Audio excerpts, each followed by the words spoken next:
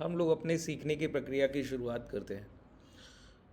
कल हम लोगों ने लाइव मार्केट के प्राइजेक्शन पे जो सेशन किया, वहाँ पर हम लोगों ने समझा था कि प्राइस में मैक्सिमम चांसेस क्या है कि प्राइस एक कंसोलिडेशन रेंज को ट्रेड करेगा। कोई बड़े हायर और लोअर साइड मोमेंटम की संभावना बहुत कम लगती है।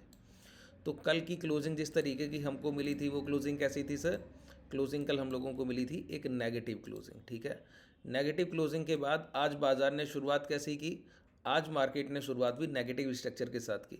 ठीक है, अच्छा, अब कल का प्राइस और आज के प्राइस में एक जो रिलेटिव हम लोग देखते हैं कि प्राइस रिपीट इटसेल्फ, भाव खुद में दोहराव की प्रवृत्ति रखता है। ठीक है, उसी कॉन्सेप्ट को सिर्फ आप ट्रीट करके आसानी से प्रॉफिटेबल हो सकते थे। जैसे कल के मॉर्निंग मोमेंटम को फेक मोमेंटम की तरह देखा गया, उसके बाद पूरी सप्लाई आ गई, जितनी खरीदारी थी पूरी शॉर्ट सेलिंग में तब्दील हुई। ठीक है, इसी तरीके से आज के मॉर्निंग मोमेंटम को भी, फर्स्ट मोमेंटम को फेक मोमेंटम, क्यों? जितनी बिकवाली थी पूरी तरीके से डिमांड में तब्दील हुई।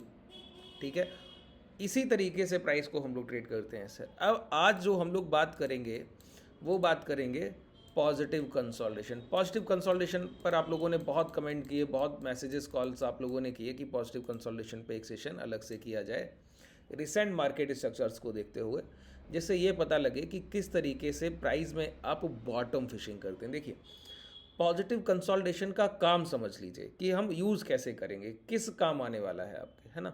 सबसे बड़ी तकलीफ एज अ ट्रेडर जो आप लोगों को आती है कि एक गिरते हुए प्राइस में या फिर एक चलते हुए प्राइस में ये आइडेंटिफाई नहीं होता है कि अब लो लग गया है, अब खरीदारी करनी है, अब लो लग गया है, अब खरीदारी करनी है, अब लो लग गया है, अब खरीदारी करनी है, या फिर अब हाई लग गया है, अब बिकवाली करें, अब हाई लग गया है, अब बिकवाली करें, अब हाई लग गया है, अब बिकवाली करें।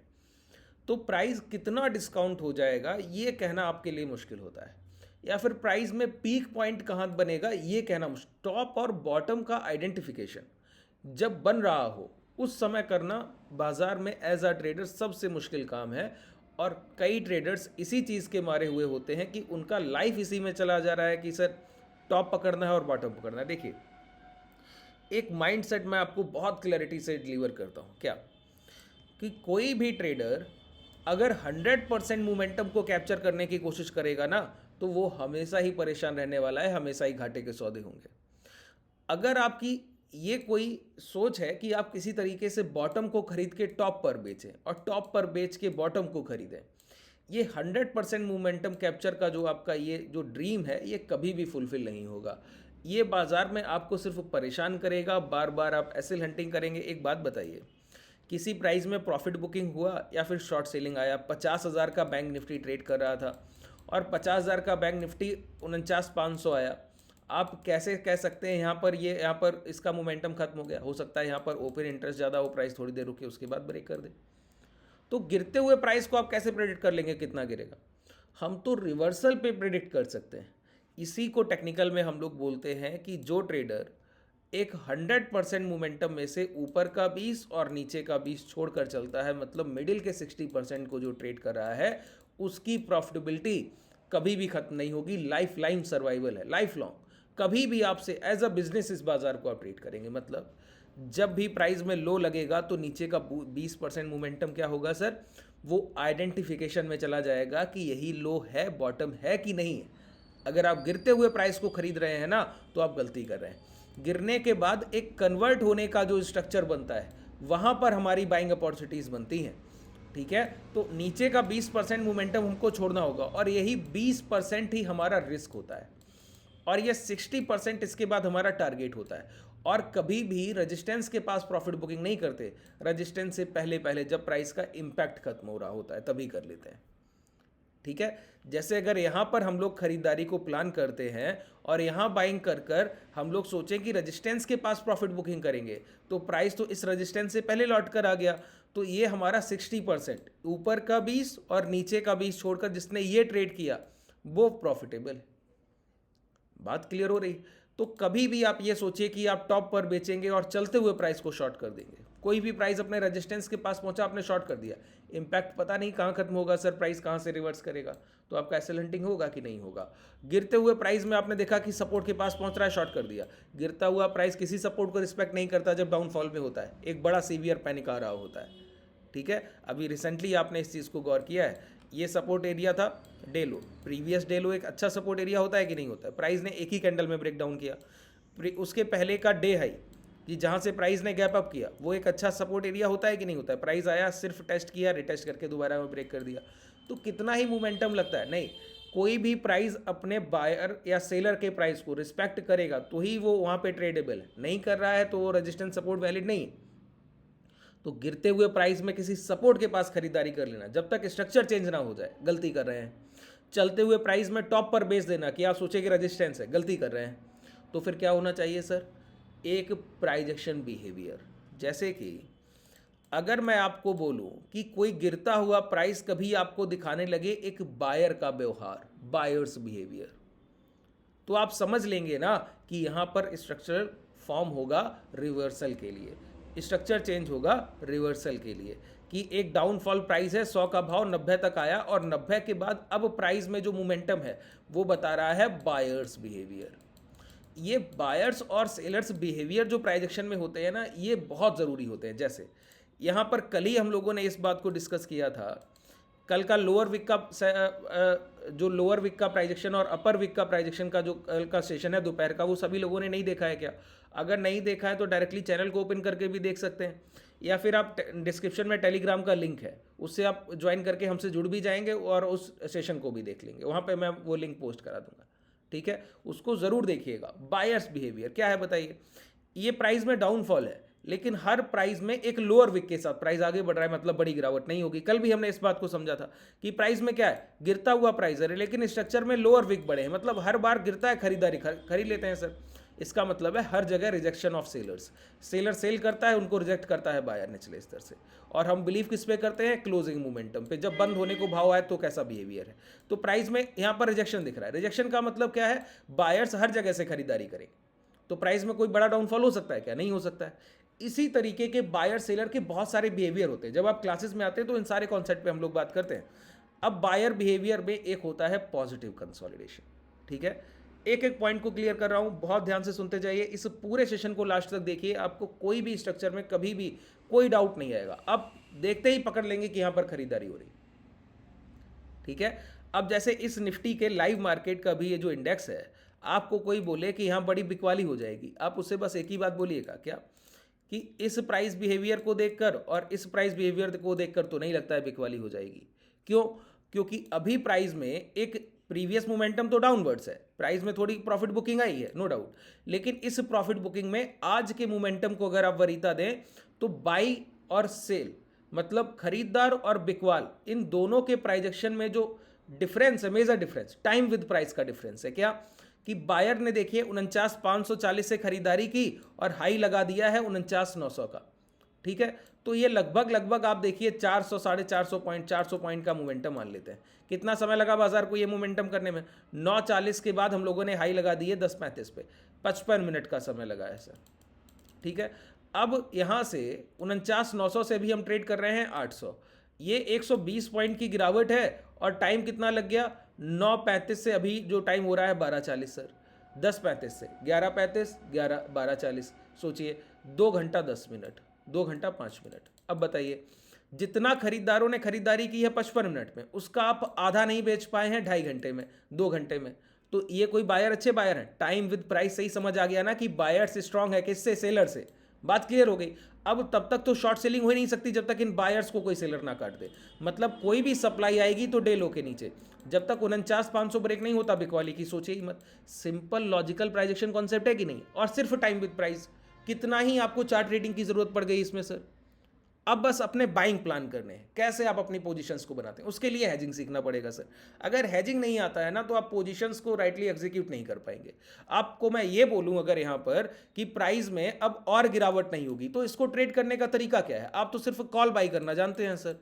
तो कॉल बाई करने का जो प्रिडिक्शन होता है, आप ये बोल रहे हैं कि प्राइस में हायर साइड मोमेंटम होगा डायरेक्शन, मैं ये बोल ही नहीं रहा हूं, मैं तो कह रहा हूं लो ब्रेक नहीं होगा। आप इसको कैसे ट्रेड करेंगे बताइए? तो इसके लिए हैजिंग को पता होना चाहिए, आपको हैजिंग के कॉन्सेप्ट क्लियर होने चाहिए कि बाजार में सिर्फ कॉल या पुट बाई करना ही सब कुछ नहीं, ठीक है? बहुत अपने देखिए लर्निंग्स में जब आप आएंगे, प्राइस को, चार्ट्स को सीखेंगे, हैजिंग को सीखेंगे, तो आपको एक बात पता चलेगा कि बहुत आसान चीज़ों से पैसा बनता है। जो लोग सोचते हैं ना कि जो लोग बहुत पैसा कमा रहे हैं वो कुछ गलत कुछ बड़ा कर रहे हैं, अलग कर रहे हैं, नहीं, वो कुछ अलग नहीं कर रहे हैं, वो इन्हीं आसान चीज़ों को अलग तरीके से कर रहे हैं, बस इतना ही। ठीक है, आपके कहने का तरीका कुछ और है, हमारे ट्रेड करने का, हमारे ट्रेडर्स के ट्रेड करने का तरीका कुछ और है, इसीलिए हम लोग हाईली प्रॉफिटेबल है। टेलीग्राम को आप ज्वाइन करेंगे, आप देखिए हमारी पोजीशंस, कल हम लोग पोजीशन लेके गए थे, आपको टेलीग्राम में भी दिया गया था। ठीक है, आज भी हम लोग कल एक STBT में पहले से एक हेज का पोजीशन लेकर गए थे, मॉर्निंग में अच्छे खासे प्रॉफिट्स, अभी उसका रिजल्ट हम लोग आपको शो करेंगे, आप उसको ज्वाइन कर लीजिए टेलीग्राम को, अभी आपको दिखेगा। ठीक है, अब देखिए पॉजिटिव कंसोलिडेशन बिहेवियर को समझिए। प्राइस डाउनवर्ड्स मोमेंटम में, ठीक है, गिरते हुए प्राइस में लोअर लोज का फॉर्मेशन होता है कि प्राइस ने एक लो लगाया, लो लगाने के बाद रिवर्स किया और फिर उस लो को ब्रेक किया, फिर लो लगाने के बाद रिवर्स किया, फिर उस लो को ब्रेक किया, फिर लो लगाने के बाद रिवर्स किया, उस लो को ब्रेक किया। अब ऐसे समय पर खरीदारी कैसे प्लान की जाए सर?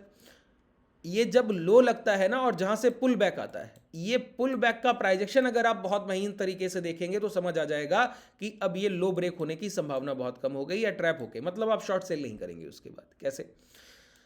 खरीदार कौन अच्छे होंगे सर? जो अपनी खरीदारी के भाव को सेफ रखने की कोशिश करें। जैसे अगर मैं आपके पॉकेट में 1000 CR दे दूं, 1000 करोड़ रुपया दे दूं और मैं बोलूं कि टाटा मोटर को खरीदिए जाकर, तो टाटा मोटर में आप जिस भी स्तर पे खरीदारी की शुरुआत करेंगे, क्योंकि अब आप डोमिनेटिंग पोजीशन में हैं, 1000 करोड़ रुपया इतना है कि आप एक डिमांड क्रिएट कर सकते हैं अच्छी खासी टाटा मोटर के शेयर प्राइस में, कुछ नहीं तो 1-2% तो ऊपर ले ही जा सकते हैं आसानी से। तो ऐसे समय पर आप क्या करते हैं ना सर, तो जब आप डोमिनेटिंग पोजीशन में होते हैं, अगर टाटा मोटर की खरीदारी आप 1000 रुपये पर मान लेते एग्जाम्पल के तौर पर कर रहे हैं, ठीक है, 1000 रुपये पे आप खरीद रहे हैं, तो आप कभी नहीं चाहेंगे कि आपकी 500 करोड़ की खरीदारी हो चुकी हो और प्राइस 1000 रुपये ही हो। जब आपका 500 CR इन्वेस्टेड हो चुका होगा, आप हमेशा चाहेंगे प्राइस 1015, 1010 ऐसे ट्रेड करे, मतलब आपके बाइंग प्राइस से अबव। ठीक है, अच्छा, जब भी प्राइस में गिरावट होगी और बायर आएंगे, तो अगर बायर अच्छे हैं, स्ट्रांग प्राइस है और बड़ी खरीदारी कर रहे हैं, तो अपने लो से प्राइस को हमेशा दूर रखने की कोशिश करेंगे। मतलब यहां पर ये जो प्राइजेक्शन बिहेवियर है वो बायर्स बिहेवियर होगा। पॉजिटिव स्ट्रक्चर, पॉजिटिव स्ट्रक्चर क्या होता है सर? नेगेटिव स्ट्रक्चर क्या होता है सर? एक प्राइस 100 रुपए से 90 रुपये आया, जब 90 के लो लगे तो वहां पर इस कैंडल से 90 का लो लगा है। अब यहां पर अगर सेलर एग्रेसिव है, वो हर कैंडल की क्लोजिंग क्या करेगा, इस ये जो 90 का बाइंग प्राइस है ना, इस कैंडल का कोई हाई लगा होगा, मान लेते हैं 91 का हाई, इस हाई के अंदर आप कितना भी प्राइस को ऊपर ले जाइए, क्लोजिंग कराने इसी हाई के अंदर या बिल्कुल नियर बाई हाई लेकर आ जाएगा। अगली कैंडल फिर यही करेगी, प्राइस ऊपर जाने की कोशिश करेगा, अंदर आके क्लोज करेगा। मतलब सारी कैंडल्स की क्लोजिंग, अगर लास्ट कैंडल जिससे लो लगता है, पुल बैक का लो, पुल बैक मतलब प्राइस जब लौट कर रिट्रेसमेंट करने जा रहा है, उस समय जो यहां पर जो कैंडल बनी, उस कैंडल के अंदर अगर अगली 3 से 4 कैंडल क्लोज करती हैं, मतलब वो सेलर्स बिहेवियर है, प्राइस में ये लो ब्रेक होंगे और एक नया लो लगेगा, तय हो गया। बात क्लियर हो गई? अच्छा, अगर यहीं पर प्राइस में लास्ट कैंडल जो बनी है उसके हाई के ऊपर अगली 3 से 4 कैंडल की क्लोजिंग मिलती है, अच्छा, कैंडल का स्ट्रक्चर बिहेवियर बहुत अलग होगा। कैंडल ओपन होगी इसके अंदर, चलकर नीचे तक जाएगी, क्लोज करने इसके ऊपर आएगी, ओपन होगी ऊपर, ऊपर ओपन होने के बाद नीचे आएगी, लेकिन क्लोज करने ऊपर आएगी। मतलब जो लास्ट कैंडल से बॉटम लगता है ना, उस कैंडल के ऊपर अगर 3 से 4, 5 कैंडल के क्लोजिंग हमको मिल जाते हैं, तो समझ लीजिए ये एक अच्छा बायर्स बिहेवियर है। अब हमको अपनी खरीदारी प्लान करने का सोचना है। अब ये प्राइस एक्शन से होगा, हर जगह अलग अलग प्राइस एक्शन के, जब भी पॉजिटिव कंसोलिडेशन होता है ना, तो प्राइस एक्शन के अलग अलग बिहेवियर होते हैं, अलग अलग सेटअप बनते हैं। जैसे मैं आपको रिसेंटली अभी के रिसेंट मार्केट में दिखाऊं, देखिए कल हम लोगों ने यहां पर गिरावट किया, डाउनवर्ड्स मोमेंटम किया, डाउनवर्ड्स मोमेंटम के बाद इस कैंडल से लो लगा। अब देखिए बायर्स पॉजिटिव बिहेवियर कैसे दिखाते हैं। यहां पर हम लोगों ने पिछला कंसोलिडेशन किया था, मतलब बायर साइन रहा होगा तभी तो इंपैक्ट आया है, लेकिन सेलर ने बिकवाली जरूर कर दी। बिकवाली के बाद इस कैंडल से लो लगा, तो ये बायर्स स्ट्रांग है या सेलर्स स्ट्रांग है, ये कैसे पता लगे बताइए? ये पता लगाने का मात्र एक तरीका, क्या? ये लास्ट कैंडल जिससे हाई लो, इसको मार्क कर लीजिए। इसको मार्क किया ना आपने, देखिए अच्छे से मार्किंग करें तो आपको समझने में आसानी, मार्क कर दिया सर, ठीक है। अब इस मार्किंग के बाद क्या देखा, मैंने कहा अगली 3 से 4 कैंडल हॉट स्पॉट है, अगर उनकी क्लोजिंग बेहतर मिली, देखिए अगला नेक्स्ट कैंडल जैसे ही ओपन हुआ बिल्कुल बाहर क्लोज करने गया, अबव हाई, जिस कैंडल से लो लगा है उसी कैंडल के हाई के ऊपर की क्लोजिंग चाहिए। अगली कैंडल देखिए नीचे आने की कोशिश किया, लेकिन क्लोज इस कैंडल के ऊपर। अगला कैंडल इसको टच करने आया, हैमर की तरह क्लोज किया, डोजी फॉर्मेशन, डोजी फॉर्मेशन। तो सारी कैंडल्स इस कैंडल से कितना दूर क्लोज कर रहे हैं, तो ये क्या है? Positive consolidation. क्या है? पॉजिटिव कंसोलिडेशन है। प्राइस यहां पर आया, इतना बड़ा रेड कैंडल है लेकिन इसके ऊपर क्लोज किया, ये कैंडल अंदर आने की कोशिश किया, ऊपर क्लोज किया। अब यहाँ पर क्या है, हमको बस खरीदारी बाइंग अपॉर्चुनिटी प्लान करनी। जैसे ही ये स्विंग हाई निकला है, अपना लॉन्ग का पोजीशन बनाइए, इसी लो के नीचे अपना SL एक क्लोजिंग का डाल दीजिए। प्राइस ने क्या किया है, इसके बाद आपको टारगेट दिया है। बात क्लियर हुआ? इतने छोटे प्राइस एक्शन में, जहां पर ये एक रेंज मार्केट है, कंसोलिडेशन का मार्केट है, ये कोई ट्रेंडिंग मार्केट की बात नहीं कर रहा हूं, प्राइस अपने डे हाई और डे लो के अंदर ट्रेड कर रहा है, उसके बावजूद पॉजिटिव कंसोलिडेशन का बिहेवियर हूबहू वैसे ही काम करता है जैसे किसी ट्रेंडिंग मार्केट में। ठीक है, इसीलिए बोलता हूं पॉजिटिव कंसोलिडेशन आपके लिए जानना बहुत महत्वपूर्ण है। यहां पर कोई फेलियर्स नहीं। ठीक है, ये पॉजिटिव कंसोलिडेशन का एक पार्ट है। आप लोग बताइएगा कमेंट सेक्शन में, आप लोग कमेंट कीजिएगा तो पॉजिटिव कंसोलिडेशन से नेगेटिव कंसोलिडेशन का अगला सेशन मैं करूंगा। उसके बाद यहीं पर नेगेटिव कंसोलिडेशन होगा तो क्या क्या संभावनाएं बनती हैं, पॉसिबिलिटीज, क्या क्या ट्रेड्स हो सकती हैं, कैसे कैसे ट्रेड करेंगे, ये तो मैं आपका एक बेसिक सेशन कर रहा हूँ। ठीक है, इसको पहले बहुत अच्छे से समझ लीजिए, फिर बताइएगा, आप लोग कमेंट कीजिएगा तो मैं नेक्स्ट सेशन पॉजिटिव कंसोलिडेशन का, ये 3 से 4 सेशन लगता है, 3 से 4 पार्ट में तो बनेगा सर, इतना टाइम तो ले जाएंगे। ठीक है, तो फिर हम लोग इसको डिस्कस करेंगे आगे। यहाँ पर देखिए लोअर लोज के फॉर्मेशन, प्राइस गिरते जा रहा है। अब गिरते हुए प्राइस में इस कैंडल से ये लो लगे, ध्यान दीजिए, कैंडल से लो लगने के बाद अगली सारी कैंडल्स की क्लोजिंग इस कैंडल के हाई के अंदर है कि नहीं, तो प्राइस और गिरेगा। तो भी बॉटम नहीं लगा, बॉटम नहीं लगा तो प्राइस और गिरा। गिरने के बाद अब इस कैंडल की क्लोजिंग जो है इस कैंडल से लो लगा रही। देखिए इस कैंडल में एक लोअर विक दिखता है, ये कैंडल लो लगा रही, इसी कैंडल के हाई लो मार्क कर लीजिए। मार्क किए ना सर, मार्क करने के बाद क्या देखा, नेक्स्ट कैंडल की क्लोजिंग, अब उसके नेक्स्ट कैंडल की क्लोजिंग। अच्छा, यहाँ पे कभी जल्दबाजी मत कीजिएगा खरीदारी की, ये पॉजिटिव जितना चल के जाए, प्राइस चल के जाने दीजिए, ये आपके लिए पॉजिटिव स्ट्रक्चर ही आपको ये खरीदारी देने आएगा। बाइंग के लिए आपको एक बार इन्विटेशन जरूर आएगा सर, ध्यान रखिए। ठीक है, वो रिटेस्ट से मिले चाहे कैसे भी मिले, रिवर्सल से मिले। ठीक है, तो यहां पर ये समझ आ गया कि इतनी बिकवाली के बाद यहां पर बायर एग्रेसिव है, ये बायर्स प्राइस है, तो अब हमको यहां पर खरीदारी की अपनी ट्रेड प्लान करनी। खरीदारी दो तरह से होती है, अगर ये प्राइस यहां रिटेस्ट करने आया, रिटेस्ट के बाद ये स्विंग हाई ब्रेक कर गया तो ये SL के साथ हम लॉन्ग करेंगे। अगर ये रिटेस्ट करने इतनी दूर नहीं आता तो यही स्विंग हाई जो ब्रेक हो जाते तब हम यहां खरीदारी करते। ठीक है, ये दो तरीके से बाइंग प्लान आप यहाँ पे आसानी से। तो ये पॉजिटिव कंसोलिडेशन था क्योंकि लास्ट कैंडल जिससे बॉटम लगा उसके ऊपर एक स्ट्रक्चर में 3 से 4 कैंडल की अबव क्लोजिंग दिखाता है, तो ये क्या हुआ, पॉजिटिव कंसोलिडेशन। तो बॉटम फाइंड आउट कर लिया कि नहीं, कितनी आसानी से बॉटम को आप कैच कर सकते हैं सिर्फ पॉजिटिव कंसोलिडेशन को देखकर सर, कुछ भी करने की जरूरत नहीं। ये रिसेंट मार्केट का चार्ट है, कुछ अलग नहीं दिखा रहा हूं आपको। ठीक है, जैसे प्राइस चलता है वही स्ट्रक्चर बिहेवियर मैं आपको दिखा रहा हूं। यहां पर देखिए प्राइस गिरता है, बहुत ध्यान से समझिए, प्राइस में डाउनवर्ड्स मोमेंटम हुआ, इस कैंडल से लो लगे, एक कैंडल बाहर क्लोज किया, नेक्स्ट कैंडल अंदर। ठीक है, अब यहां पर ये पॉजिटिव कंसोलिडेशन नहीं, प्राइस इन्वर्टेड हैमर बनाया, ये कैंडल बाहर क्लोज किया, फिर ये कैंडल्स अंदर, ये पॉजिटिव कंसोलिडेशन का बिहेवियर नहीं है, प्राइस ने लो ब्रेक किया। ठीक है, अब इस कैंडल से लो लगा, नेक्स्ट कैंडल इसके हाई के अंदर क्लोज किया, उसका नेक्स्ट कैंडल इस हाई के अंदर क्लोज किया, तो ये नेगेटिव स्ट्रक्चर है, दोबारा से लो लगेंगे, लो लग गए। ठीक है, अब लो लगने के बाद यहां भी इस कैंडल के बाद भी ये जो कैंडल है ये लो लगाया, इस कैंडल से इस कैंडल के नीचे लो लगा, अब इस कैंडल के हाई लो मार्क कर लीजिए। बॉटम को पकड़ने के इससे बेहतरीन कोई टेक्निक बनी नहीं है सर, बिल्कुल जिम्मेदारी से बोल रहा हूं, और ये हमारा पर्सनल प्राइजेक्शन है, ये कहीं भी इससे पहले आपने नहीं देखे। कुछ चीज़ें ऐसा नहीं है कि और लोग बाजार में आइडेंटिफाई नहीं कर पाए होंगे, ज़रूर कर लिया होगा। ठीक है, लेकिन हम लोग इसको बहुत समय से ट्रेड कर रहे हैं और बहुत लेस ट्रेडिंग सेटअप है ये, बहुत कम लोग इस प्राइजेक्शन बिहेवियर को समझते हैं क्योंकि ये इनसाइड ऑफ नॉलेज है ना, ये कोई इनडेप्थ है, बहुत एडवांस टेक्निक की तरह काम करता है। ऐसे नहीं है कि आप नॉर्मल कंडीशंस में इन चीज़ों को समझ लेंगे। प्राइजेक्शन का जब तक आपको इनडेप्थ नॉलेज नहीं होगा तब तक इन चीज़ों पर आप नहीं समझ पाएंगे कि प्राइजेक्शन बिहेवियर कैसे काम कर रहा है। ठीक है, अब ये बायर्स का साइन ही तो है सिर्फ। ठीक है, कुछ ऐसा तो है नहीं कि एक्स्ट्राऑर्डिनरी है, सिर्फ अच्छे खरीदार का साइन है कि अपनी खरीदारी से प्राइस को दूर रखने की कोशिश करता है। ऐसे बायर कभी प्राइस में नहीं चाहेंगे कि उनका लो ब्रेक हो जाए। सिंपल लॉजिकल प्राइजेक्शन बिहेवियर, उसको आप ट्रेड कीजिए। अब यहां पर देखिए रिट्रेसमेंट की शुरुआत हुई, ये एक बायर साइन था, पॉजिटिव कंसोलिडेशन हो गया, प्राइस ने जैसे ही अपना लास्ट स्विंग हाई ब्रेक किया, लॉन्ग कीजिए, इसके नीचे ऐसा डाल दीजिए, देखते हैं आपका स्टॉप लॉस कैसे हिट होता है। आपके सामने टारगेट है सर। ठीक है, इतना आसानी से जब आप ट्रेड करेंगे इस बाजार को तब आपको समझ आएगा कि चीज़ें कितना सिंप्लिसिटी के साथ आपको प्रॉफिटेबिलिटी की तरफ ले जाती हैं।